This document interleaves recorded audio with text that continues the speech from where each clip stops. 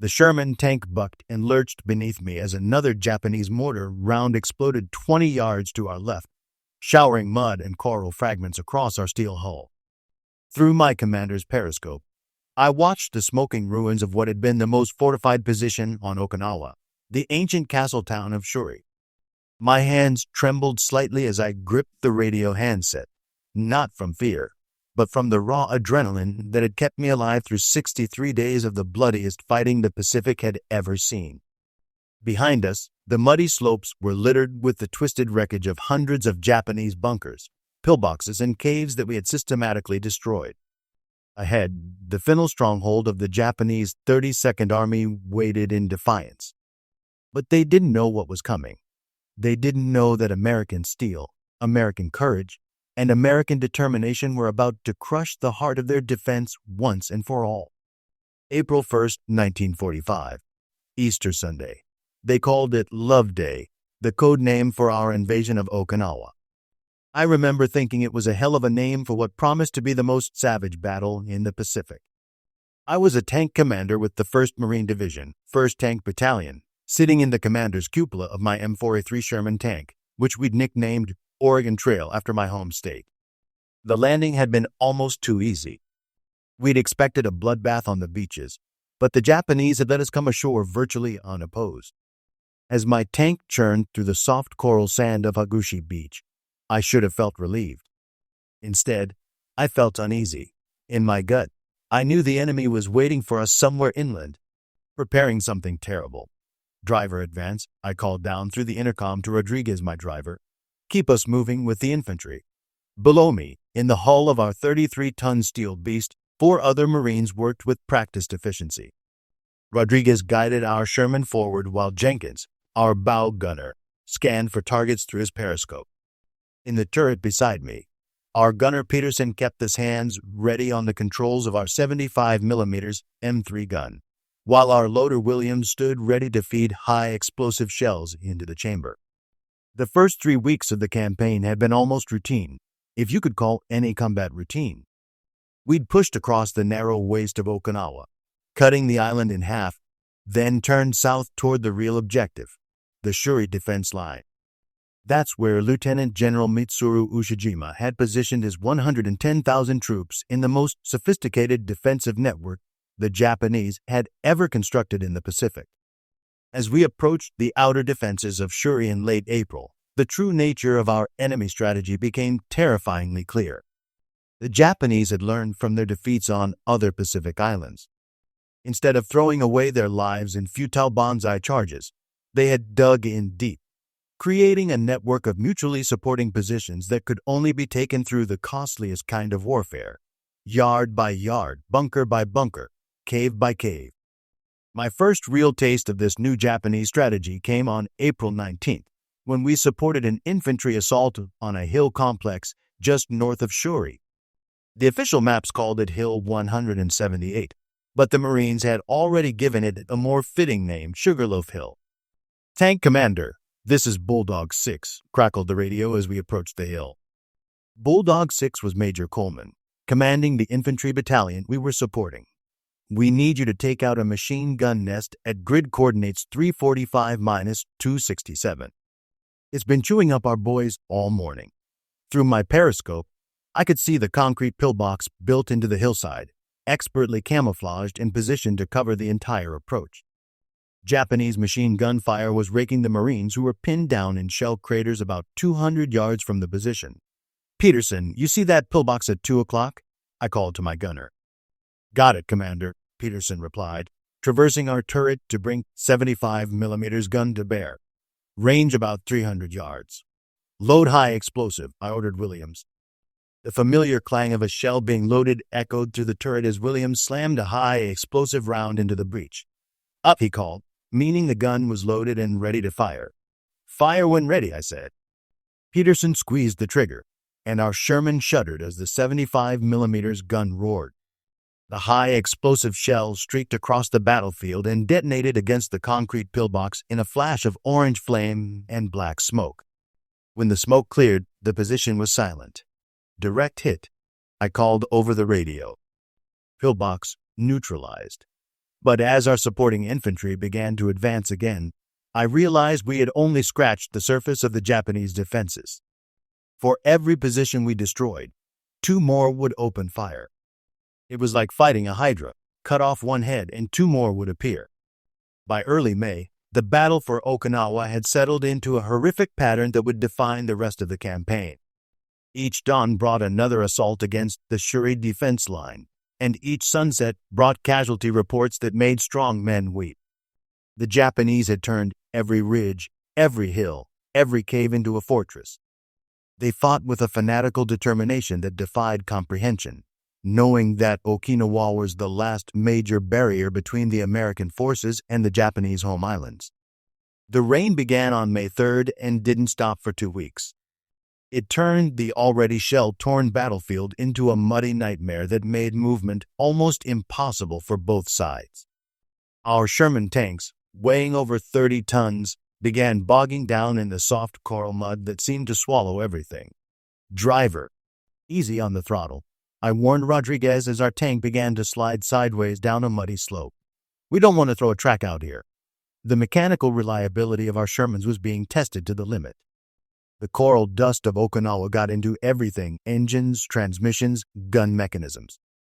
We were constantly performing field maintenance under fire, replacing air filters clogged with coral dust, changing oil that had turned to sludge, and welding armor plates cracked by Japanese anti-tank fire. But the worst part wasn't the mechanical problems. It was watching the infantry. The Marines and soldiers we supported were being ground down by the constant fighting. I watched boys who had landed on Love Day as fresh-faced recruits transform into hollow-eyed veterans in a matter of weeks. The casualty rates were staggering. Some rifle companies had been reduced to less than 50% of their original strength. On May 8th, we received word that the war in Europe had ended. Germany had surrendered unconditionally to the Allies in the foxholes and tank crews of Okinawa. The news was met with grim satisfaction but little celebration. We all knew what it meant. The full might of American military power could now be concentrated on Japan. But we also knew that we were the tip of that spear, and the Japanese were going to make us pay dearly for every yard of ground. The Japanese defense of Shuri was centered on 3 key positions: the ancient Shuri Castle itself, which sat atop a commanding ridge in the center offline, and 2 heavily fortified hill complexes on either flank. These positions had been turned into virtual underground cities, with tunnels connecting bunkers, supply depots, command posts, and living quarters. Some of these tunnels extended for hundreds of yards, allowing the Japanese to move troops and supplies without exposure to American artillery and air attacks. Lieutenant General Ushijima had positioned his best troops in these positions: the veteran 24th Division, the 62nd Division, and the 44th Independent Mixed Brigade. These weren't half-trained garrison troops we had faced on some other Pacific islands. These were experienced soldiers who had been preparing for this battle for months. But they hadn't counted on American innovation and determination. Our tank infantry teams had developed new tactics specifically for this type of warfare.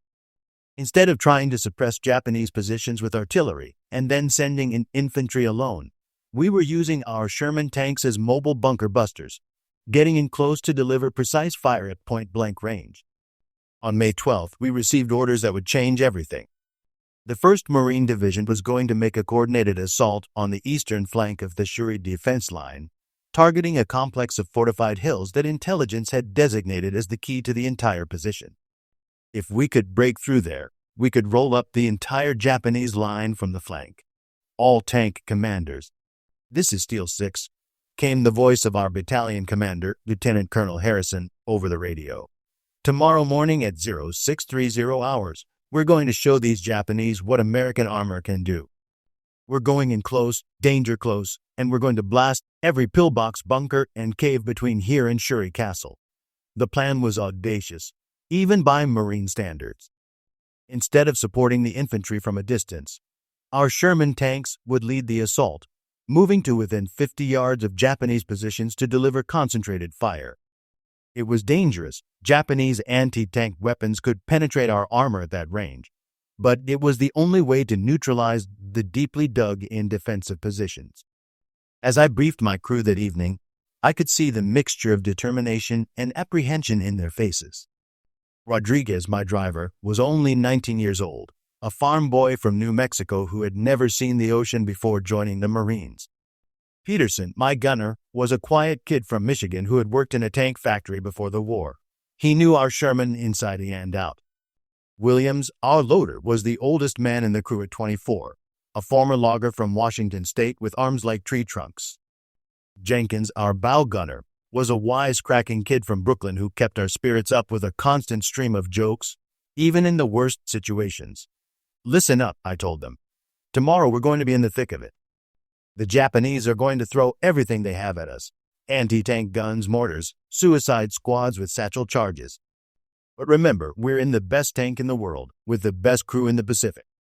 We're going to give those Japanese bastards a taste of American steel." The night before the assault, I couldn't sleep. I kept thinking about home, about the farm where I had grown up in Oregon, about my parents and the girl I had left behind. Would I ever see them again? Would any of us survive what was coming? I tried to push these thoughts away, focusing instead on my duties as a tank commander, but the doubts lingered. At 0500 hours on May 13th, we began our final preparations. The mechanics gave our Sherman one last inspection, checking track tension, topping off fluids, and loading extra ammunition. Our 75mm gun was loaded with a high explosive round, with armor-piercing shells ready in case we encountered Japanese tanks. We carried 97 rounds total, 62 high explosive, 25 armor-piercing, and 10 white phosphorus rounds for creating smoke screens. As dawn broke over the battlefield, the preliminary artillery barrage began. For 30 minutes, American 105mm and 155mm howitzers pounded the Japanese positions, trying to suppress their defensive fire and create gaps in their obstacles. The noise was deafening, a continuous thunder that seemed to shake the very ground beneath our tank. But I knew from experience that artillery alone wouldn't be enough. The Japanese had learned to dig deep, to build their bunkers with overhead cover that could withstand all but direct hits from the heaviest shells. The real work would have to be done by the tanks and infantry, working together in the deadly dance of combined arms warfare. At exactly 0630 hours, the artillery barrage lifted and our attack began. "Oregon Trail, move out," I ordered Rodriguez over the intercom. Our Sherman lurched forward, climbing out of the muddy depression where we had spent the night and beginning the advance toward the Japanese positions. The ground ahead was a moonscape of shell craters, broken coral, and twisted metal. The preliminary barrage had torn up the terrain. Booty could see that many of the Japanese positions were still intact. Concrete bunkers and steel-reinforced pillboxes dotted the landscape, their firing slits already beginning to wink with muzzle flashes as the defenders opened fire. "Contact front," Peterson called out as machine gun bullets began clanging off our armor. I counted at least 3 positions firing at us. Through my periscope, I could see the Japanese defensive line stretching across our front. It was an impressive sight, in a terrifying way. Pillboxes, bunkers, and fighting positions had been expertly positioned to provide overlapping fields of fire. Every approach was covered by multiple weapons, and the positions were connected by a network of trenches and tunnels that allowed the defenders to reinforce threatened sectors quickly. But impressive as their defenses were, the Japanese had made one critical error. They had underestimated the effectiveness of American armor when used aggressively at close range. "Peterson, target that pillbox at 11 o'clock, about 200 yards, I called to my gunner. "Identified," Peterson replied, traversing the turret to bring our 75mm gun to bear. "Fire!" Our tank shook as the gun fired, and I watched through my periscope as the high explosive shell detonated against the concrete pillbox.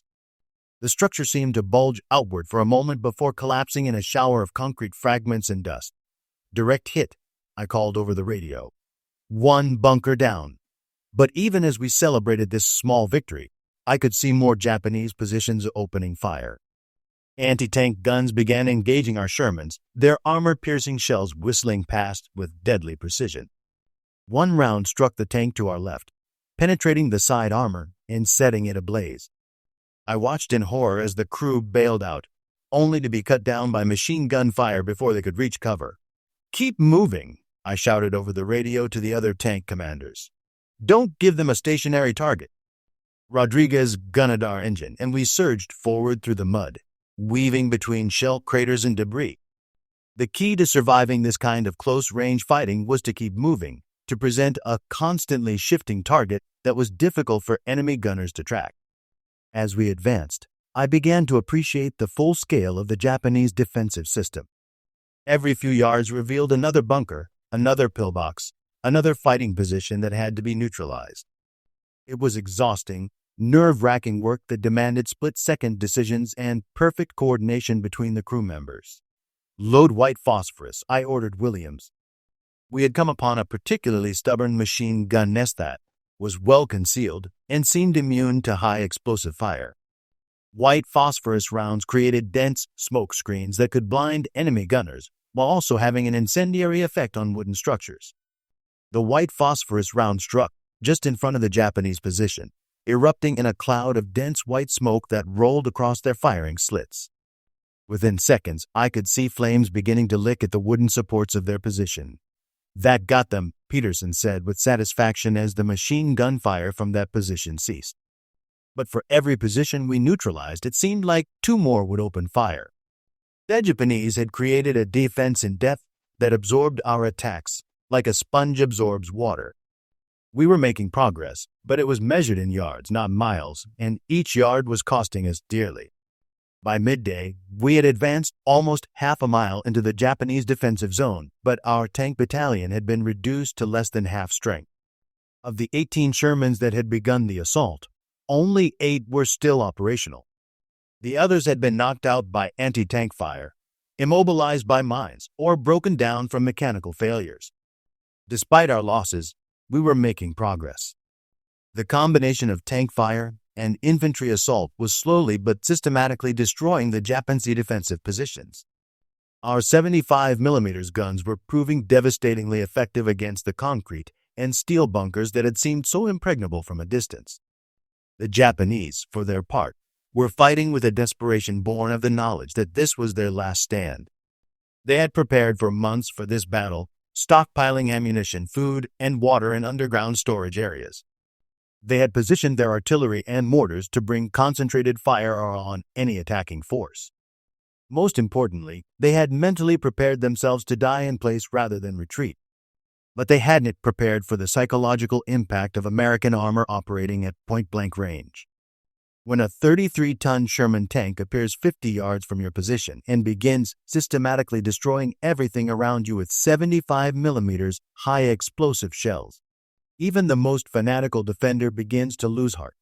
"Commander, I'm seeing white flags in that trench system to our right," Peterson called out during a brief lull in the fighting. I swung my periscope around and saw what he was talking about. Small white clouds were being waved from several positions in a complex of interconnected trenches about 100 yards away. In 3 years of fighting in the Pacific, I had rarely seen Japanese soldiers surrender. It was a sign that our relentless pressure was finally beginning to crack their morale. "Cease fire on that sector," I ordered Peterson. "Let the infantry handle the prisoners." But even as some Japanese began to surrender, others fought on with suicidal determination.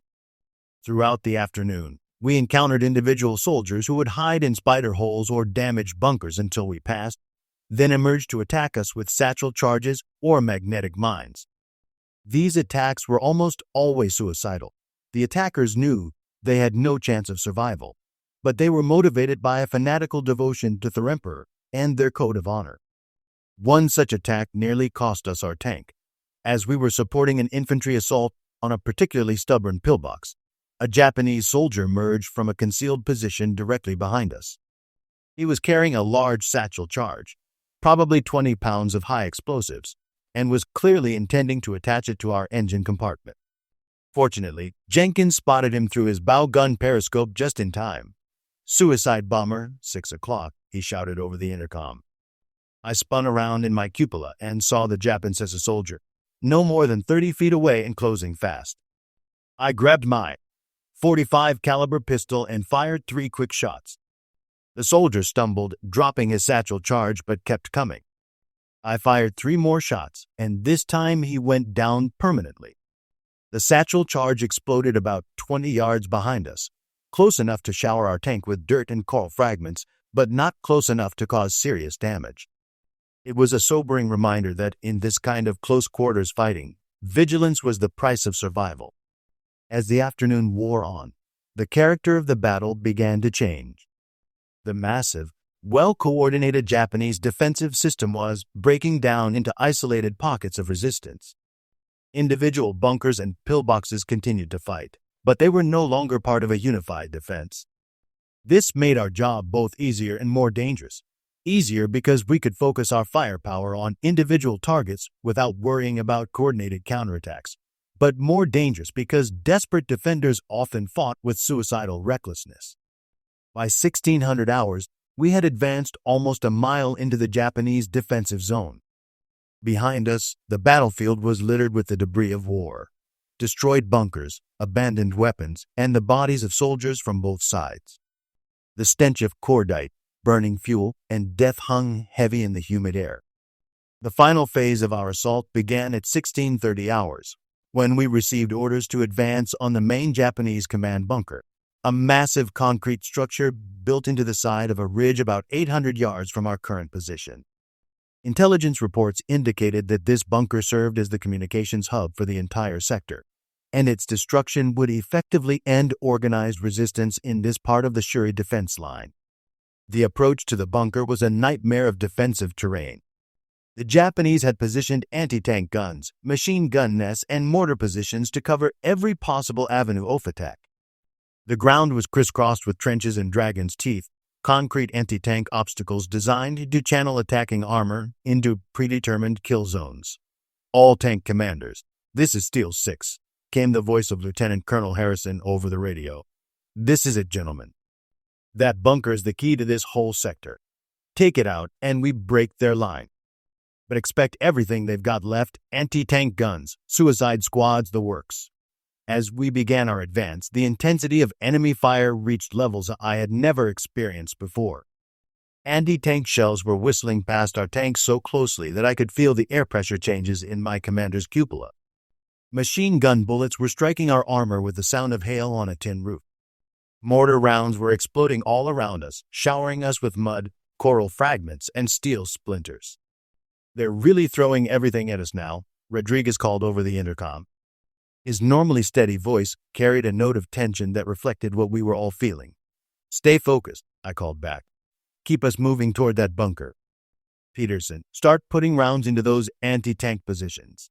For the next 30 minutes, we engaged in the most intense firefight of my life.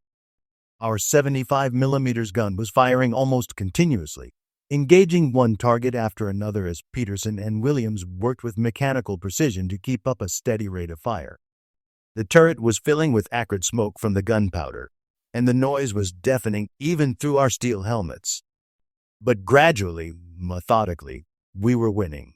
One by one, the Japanese defensive positions were being silenced by our concentrated firepower. The anti-tank guns that had seemed so deadly were being knocked out by direct hits from our high-explosive shells. The machine gun nests that had been raking our infantry were being systematically destroyed. At 1720 hours, we reached the base of the ridge where the Japanese command bunker was located. The structure was impressive, a concrete box about 40 feet long, 20 feet wide, and 10 feet high, with walls that appeared to be at least 3 feet thick. It had been built into the natural contours of the ridge so that only the front face was visible, and that was protected by a maze of trenches and wire obstacles. "That's a hell of a strong position," Peterson observed as he studied the bunker through his gunner sight. "Our 75mm might not be enough to crack it." He was right. The bunker had clearly been designed to withstand direct hits from American artillery, and our tank gun, powerful as it was, might not be sufficient to penetrate walls that thick. But I had an idea. "Load armor-piercing," I ordered Williams. Armor-piercing shells were designed to penetrate thick steel armor, but they could also be effective against concrete if used correctly. "Williams, when you load that round, I want you to remove the ballistic cap," I told our loader. The ballistic cap was a soft metal covering that helped armor-piercing shells maintain their ballistic shape during flight, but removing it would expose the hardened steel penetrator underneath. "Roger that, Commander," Williams replied. It was an unorthodox technique, but I had heard of other tank crews using it successfully against heavy concrete fortifications. Peterson carefully aimed at the center of the bunker's front wall, and at my command he fired. The modified armor-piercing shell struck the concrete with tremendous force, creating a small hole but not penetrating completely. But it had cracked the concrete around the impact point, creating a weak spot for follow-up shots. "Again," I ordered. "Same spot." The second armor-piercing round struck within inches of the first impact, widening the crack and creating a gap about the size of a dinner plate. The third round punched completely through, and I could see daylight on the other side of the bunker wall. "Switch to high explosive," I called to Williams. "Let's see what happens when we put a 75mm shell inside that bunker." The high explosive shell disappeared into the hole we had created and detonated inside the bunker. The results were immediate and devastating. Smoke and flame erupted from every opening in the structure, and the reinforced concrete walls actually bulged outward from the internal explosion. When the smoke cleared, the Japanese command bunker was silent. Our tank had single-handedly destroyed what had been the communications hub for an entire sector of the Shuri Defense Line. The destruction of the command bunker marked the beginning of the end for Japanese resistance in this sector. Within hours, white flags began appearing from positions that had been fighting desperately just moments before. The loss of communications and command control had broken the coordination that had made the Japanese defense so effective. But even in defeat, many Japanese soldiers continued to fight with suicidal determination. Throughout the night of May 13th and into the morning of May 14th, we encountered individual soldiers in small groups who had decided to die rather than surrender. Some of these encounters were tragic, involving soldiers who were clearly wounded and had no chance of escape but refused to give up. One incident that particularly affected me occurred around midnight. We had stopped our tank in a defensive position overlooking a destroyed Japanese mortar pit when Peterson spotted movement in the rubble. "Commander, I've got someone moving around in that mortar pit," he reported. "Looks like a wounded soldier." Through my night vision periscope, I could see a Japanese soldier crawling among the debris. He appeared to be badly wounded, with one arm hanging useless at his side and blood covering his uniform. In his good hand, he clutched a grenade. "He's got a grenade," I warned the crew. "Could be playing dead, waiting for us to get close." We watched for several minutes as the wounded soldier struggled among the ruins of his position. It became clear that he wasn't trying to set up an ambush. He was simply refusing to die quietly. Every few minutes, he would try to pull the pin from his grenade, apparently intending to kill himself rather than face capture. "Should I put him out of his misery?" Peterson asked quietly. I thought about it for a long moment. The soldier was clearly dying and in great pain. From a tactical standpoint, he posed no threat to us. He couldn't even stand up, let alone attack our tank. But he was still an enemy soldier in an active combat zone. No, I finally decided. Let him be. He's not hurting anyone but himself. We watched until dawn as the wounded Japanese soldier finally succumbed to his injuries. He never did manage to detonate his grenade. In the morning light, he looked very young, probably no older than Jenkins, our bow gunner. It was a sobering reminder that our enemies were human beings, not monsters, even if their fanatical resistance sometimes made them seem inhuman. By May 15th, the organized Japanese defense of the eastern approach to Shuri had completely collapsed.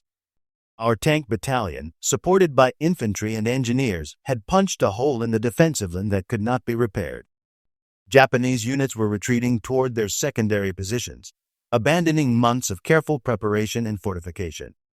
The cost had been enormous on both sides.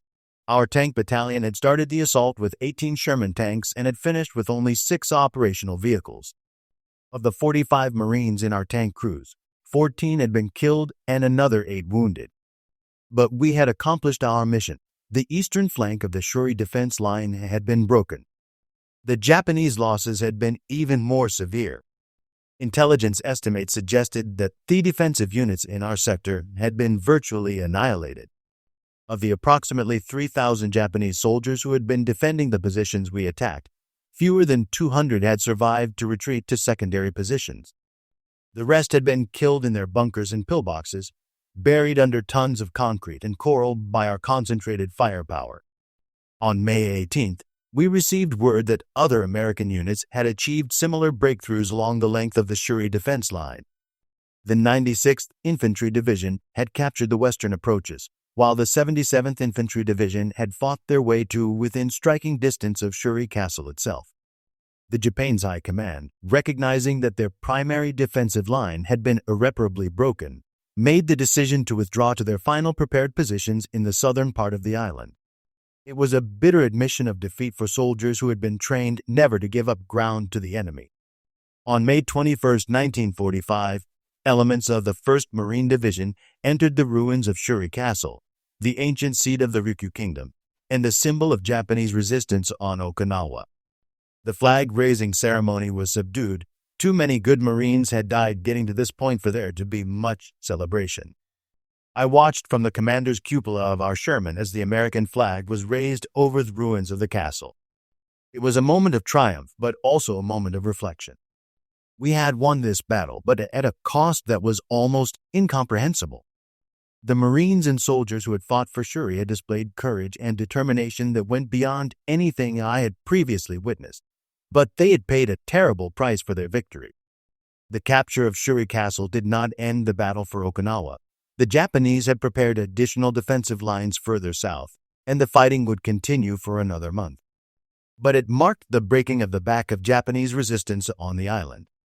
The elaborate defensive system that had cost us so dearly to penetrate had been irreparably breached, and Japanese morale never fully recovered. In the days following the fall of Shuri, we had time to assess what we had accomplished and what it had cost. The statistics were staggering. In the battle for the Shuri Defense Line alone, American forces had suffered over 20,000 casualties. Marine and Army units had been reduced to fractions of their original strength. Some rifle companies that had landed with over 200 men were down to fewer than 50 effectives. But the Japanese losses had been even more catastrophic. Conservative estimates suggested that over 60,000 Japanese soldiers had been killed in the defense of Shuri. Entire divisions had been wiped out. The defensive positions that had taken months to construct had been systematically destroyed by American firepower. Most importantly, the cream of the Japanese army, the veteran units that had been counted on to defend the home islands, had been eliminated. From a strategic perspective, the capture of Shuri was a turning point in the Pacific War. It demonstrated that even the most sophisticated Japanese defensive systems could be overcome by American military power and determination. It also provided American planners with crucial intelligence about Japanese defensive tactics that would be invaluable in planning the invasion of Japan itself. But for those of us who had fought in the battle, the strategic implications were less important than the personal cost. I had started the Okinawa campaign with a crew of 5 Marines, all of whom had become like brothers to me during our months of training and combat. By the end of the battle for Shuri, only 3 of us were still with the tank. Peterson had been wounded by shell fragments and evacuated to a hospital ship, and Jenkins had been killed when a Japanese sniper's bullet found a gap in our armor. The replacement crew members who joined us were good Marines, but they weren't the same. The bond that develops between men who have faced death together cannot be replicated or transferred. It was one of the many intangible costs of victory that never appeared in the official casualty reports. On June 21, 1945, organized Japanese resistance on Okinawa finally ended with the death of Lieutenant General Ushijima and his chief of staff, who committed ritual suicide rather than face capture. The longest and bloodiest battle in the Pacific War was over, but its lessons would resonate for the rest of the conflict and beyond. As I sat in the commander's cupola of our Sherman tank on that final day, looking out over the devastated landscape of southern Okinawa, I tried to process what we had accomplished. The island that had once been home to nearly 300,000 civilians was now a wasteland of destroyed cities, shattered forests, and countless graves. The ancient culture of the Ryukyu Kingdom had been virtually obliterated in the crossfire between 2 modern military machines. The human cost had been almost beyond comprehension. American casualties totaled over 82,000, including more than 12,000 killed in action. Japanese military casualties were estimated at over 110,000 killed, with virtually no prisoners taken. But perhaps most tragically, civilian casualties numbered between 100,000 and 150,000, nearly half the pre-war population of the island. Our Sherman Tank Battalion, which had started the campaign with 18 tanks and 90 crew members, finished with 6 operational tanks and 51 survivors. The other tank battalions in our division had suffered similar losses. The infantry units we had supported had been even more devastated. Some companies had suffered casualty rates exceeding 80%. Yet, despite the enormous cost, there was no question that we had achieved a decisive victory. The Japanese 32nd Army, one of the most experienced and well-equipped forces in the Imperial Japanese Army, had been completely destroyed. The elaborate defensive system they had constructed on Okinawa, the most sophisticated the Japanese had ever built, had been systematically dismantled by American military power. More importantly, the battle had demonstrated the futility of Japanese defensive strategy. No matter how strong their positions, no matter how determined their resistance, they could not withstand the combination of American firepower, technology, and determination. The implications for any future invasion of Japan were clear. If the Japanese chose to resist, the cost and lives on both sides would be astronomical. As I reflected on these strategic implications, I couldn't help but think about the individual Japanese soldiers we had fought against. Despite the propaganda that portrayed them as fanatical militarists, many of them had been ordinary men, farmers, shopkeepers, students who had been drafted into service and trained to believe that death was preferable to surrender. Their courage in the face of overwhelming odds had been remarkable, even if their cause was ultimately hopeless. The wounded soldier I had watched die in the mortar pit haunted my thoughts. He had been willing to kill himself with a grenade rather than surrender, not because he was a monster, but because he had been taught that surrender was the ultimate dishonor. In different circumstances, under different flags, he might have been fighting alongside us rather than against us. The tactical lessons of the Okinawa campaign were immediately apparent to those of us who had fought in it. The Japanese had abandoned their earlier strategy of meeting American landings at the beach in favor of a defense in depth that forced us to pay a high price for every yard of ground. This new strategy had been partially successful. They had inflicted casualty rates on American forces that exceeded anything we had previously experienced in the Pacific. But ultimately, Japanese defensive tactics had failed for several reasons. First, they had underestimated the effectiveness of American combined arms techniques, particularly the use of tanks in close support of infantry. Our Sherman tanks, despite their limitations, had proven devastatingly effective when used aggressively at point-blank range against concrete fortifications. Second, the Japanese had failed to adequately account for American adaptability. When their initial defensive positions proved vulnerable to our standard tactics, we quickly developed new methods of attack. When their anti-tank guns began taking a toll on our armor, we modified our ammunition and changed our approach angles. The American military machine had shown an ability to learn and adapt that the Japanese high command had not anticipated. Third, and perhaps most importantly, the Japanese had underestimated American industrial capacity and logistical capabilities. For every Sherman tank they destroyed, we could replace it with 2 more. For every Marine killed, we could train and deploy 2 more. The Japanese were fighting with finite resources against an enemy whose capacity for war seemed almost limitless. From my position in the tank commander's cupola, I had witnessed firsthand how American material superiority had gradually worn down Japanese resistance. Our 75mm guns could fire continuously because we had unlimited supplies of ammunition.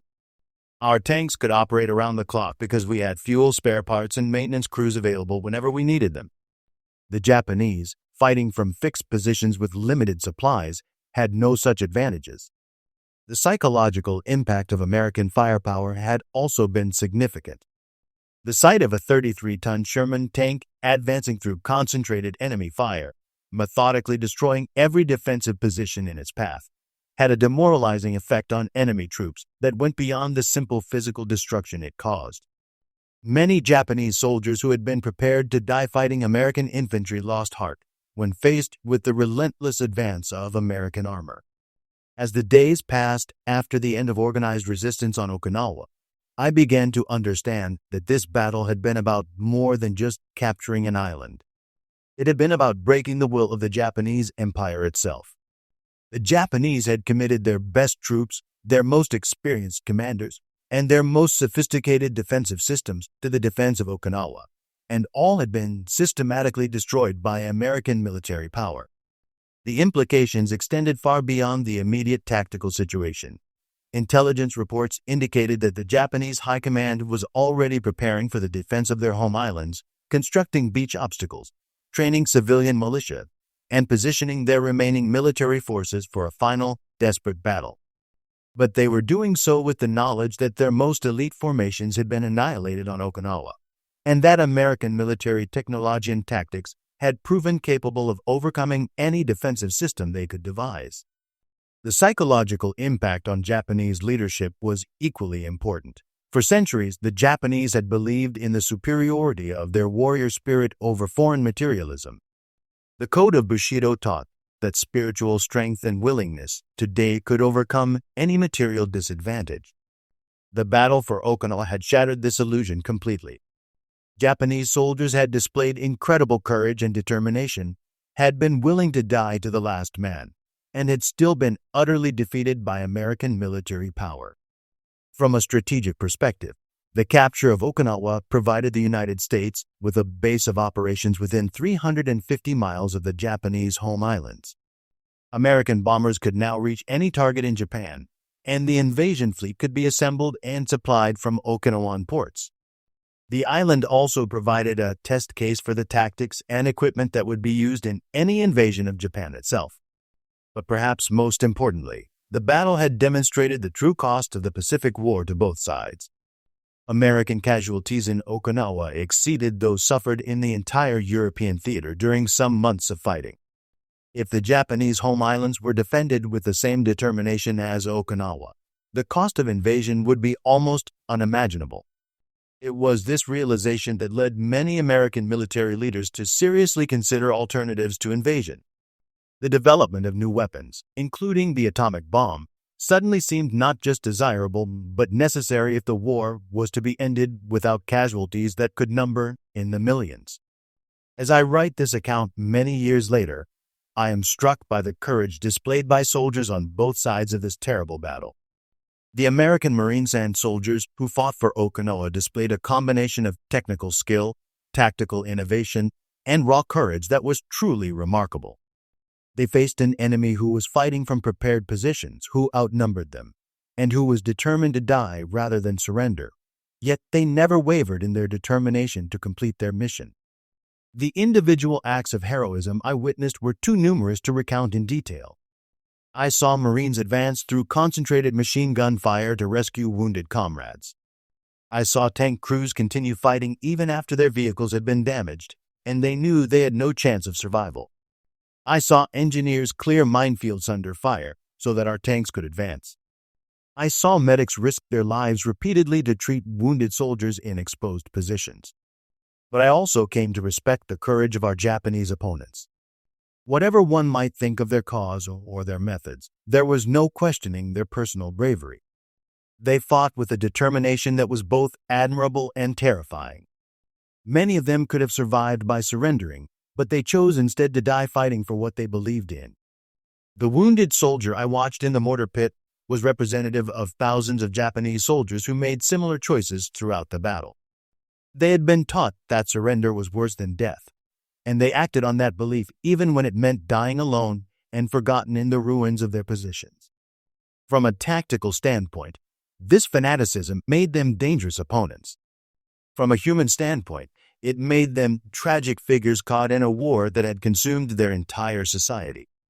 One aspect of the battle that became clear only in retrospect was the crucial role played by American industrial capacity and technological superiority. Our Sherman tanks were not the most heavily armored or the most powerfully gunned tanks in the world, but they were reliable, maintainable, and available in large numbers. When one was knocked out, it could be replaced quickly. When one broke down, spare parts and repair crews were readily available. The Japanese, by contrast, were fighting with equipment that could not be replaced when lost. Their Type 97 medium tanks were obsolete by 1945 standards, but more importantly, they had very few of them. When a Japanese tank was destroyed, it represented an irreplaceable loss of combat power. When a Japanese artillery piece was knocked out, there was no replacement waiting in a supply depot. This industrial disparity was visible in every aspect of the battle. American forces consumed ammunition at rates that would have been impossible for any other military in the world to sustain. Our artillery fired tens of thousands of rounds per day. Our tanks carried dozens of shells and could be resupplied quickly when they ran low. Our infantry had access to more automatic weapons, more radios, more medical supplies, and more of everything else that modern warfare required. The Japanese, fighting from fixed positions with limited supplies, had to ration everything. Their artillery fire was carefully controlled to conserve ammunition. Their tanks were used sparingly because fuel was scarce. Their soldiers often fought with equipment that was worn out, damaged, or improvised from whatever materials were available. This material superiority did not diminish the courage required to use it effectively. Driving a Sherman tank through concentrated enemy fire required just as much bravery, whether the tank was brand new or battle-worn. But it did mean that American forces could sustain high-intensity operations for extended periods, while Japanese forces gradually weakened from attrition and lack of supplies. Beyond the strategic and tactical lessons, the battle for Okinawa taught me important truths about human nature under extreme stress. I learned that ordinary men could display extraordinary courage when their comrades' lives depended on their actions. I learned that the bonds formed between soldiers in combat were stronger than family ties, stronger than patriotic duty, stronger than any other human relationship I had ever experienced. I also learned that war brings out both the best and worst in human nature, sometimes simultaneously. I saw acts of incredible compassion. Enemy soldiers risking their lives to help wounded Americans, American medics treating Japanese prisoners with the same care they gave to their own wounded. But I also saw acts of brutality that haunted my dreams for years afterward. The civilian population off Okinawa suffered terribly during the battle, caught between two military forces that were determined to fight to the finish regardless of the cost. Many civilians were killed by American artillery in bombing attacks on military targets. Others were killed by Japanese soldiers who viewed them as potential collaborators or who forced them to commit suicide rather than face capture. The ancient Okinawan culture, with its own language, traditions, and identity, was virtually destroyed in the crossfire. These civilian casualties were not intentional targets of American military action, but they were an inevitable consequence of the kind of total warfare that the Pacific conflict had become. The Japanese military's decision to fight from populated areas, combined with American determination to complete the mission regardless of the cost, created a situation where civilian casualties were unavoidable. This realization added another layer of complexity to my understanding of what we had accomplished. We had achieved a decisive military victory that brought the end of the war closer, but we had done so at a cost that extended far beyond military casualties. The price of victory included the destruction of an entire society and culture that had existed for centuries. Today, more than 75 years after the battle for Okinawa, I am one of the few surviving members of our tank crew. Rodriguez died in a car accident in 1967. Williams succumbed to cancer in 1983. Peterson, who survived his wounds and returned home, died of a heart attack in 1995. I am the last one left to tell their story, to remember their courage, to honor their sacrifice. The Sherman tank that carried us through those terrible months is long gone, probably scrapped for steel decades ago. The battlefields where we fought have been reclaimed by peaceful cities and farmland. The bunkers we destroyed have been filled in or turned into memorials. The physical scars of the battle have largely healed, but the human cost remains. Over 12,000 American servicemen died on Okinawa, most of them young men who would never see their families again, never marry, never have children, never experience the peace they fought to secure. Their sacrifice made possible the world we live in today, but they paid a price that can never be fully repaid. The Japanese losses were even more staggering. Over 110,000 soldiers died defending positions they knew were ultimately hopeless. They fought with a courage that commanded respect even from their enemies, but they died for a cause that had already been lost. Their sacrifice was no less real, no less meaningful to their families and their nation, even though history would judge their cause differently than ours. The battle for Okinawa was the largest and bloodiest battle in the Pacific War, but it was also one of the most decisive. It broke the back of Japanese resistance and demonstrated that no defensive position, no matter how strong, could withstand the full application of American military power. It provided the final proof that the Japanese Empire could not win the war, and that continued resistance would only increase its suffering on both sides. In the end, the atomic bombings of Hiroshima and Nagasaki, followed by the Soviet invasion of Manchuria, convinced the Japanese government to surrender without forcing the Americans to invade the home islands. The lessons learned in the bloody caves and ridges of Okinawa were never fully tested in the ultimate battle that everyone feared would come. But those lessons had already served their purpose.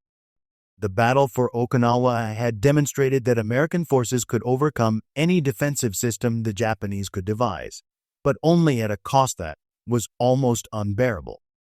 It had shown that Japanese soldiers would fight with suicidal determination to defend their homeland, but that such determination alone could not overcome the material and technological advantages that America brought to bear.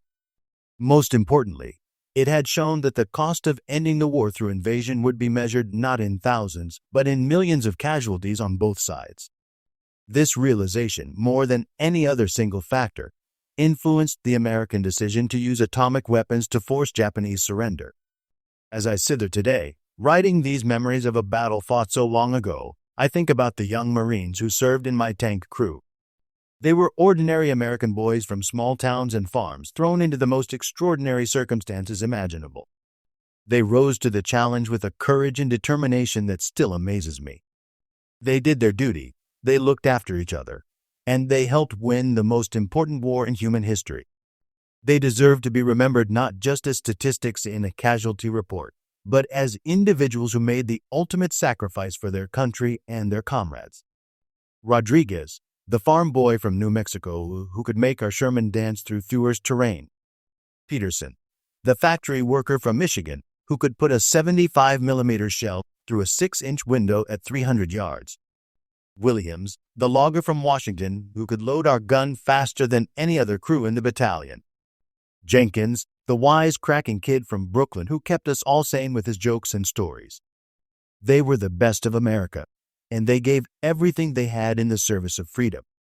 The victory we achieved on Okinawa was built on their sacrifice and the sacrifice of thousands like them.